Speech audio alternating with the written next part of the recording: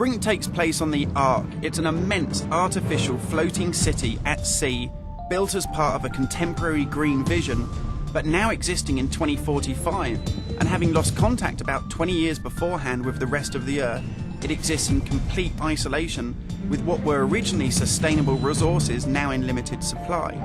The result of this is that competing social factions have been thrown into an isolated and horrific conflict. We're heading to the Ark's airport.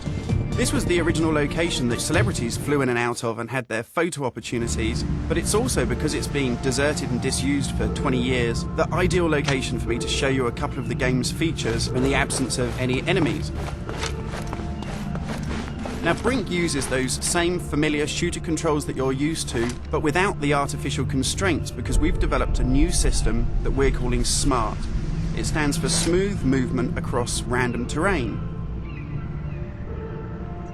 If you walk up to something that's an obstacle, just as you would do in any other shooter, you'll stop. But if you want to try and indicate to the game that you want to get somewhere as quickly as possible, using this smart button, you're able to vault, mantle, and climb with ease. And this is a cool system for helping you navigate through the game, but it's not an autopilot. You don't enter a canned animation that you can't get out of. It's great for advanced players too. If you're approaching an obstacle like a security sensor, and you want to make it through that obstacle without perhaps alerting the enemy to your presence, you could just look up and you'll mantle up and over that automatically.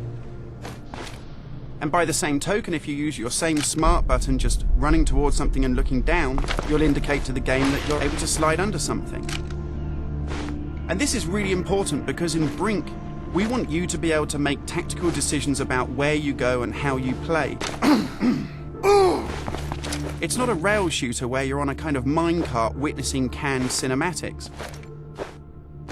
And that's important too, because in BRINK, irrespective of whether you play offline or online, you can create a cool identity for yourself that really reflects how you want to play the game. So in BRINK, you take on a combat role that suits your preferred playing style, whether you're on the front line attacking the enemy or perhaps at the rear doing support.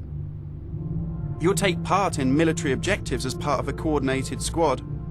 And when you complete these successfully, you'll earn experience points that allow you to unlock cool upgrades for your weapons, really cool abilities that suit the way that you want to play, and also cool outfits that reflect what a badass you are. And you can do this irrespective of whether you play offline in traditional single-player style mode with no internet connection, or play cooperatively with up to 7 friends, or go online and play fully where the entire game is full of strangers.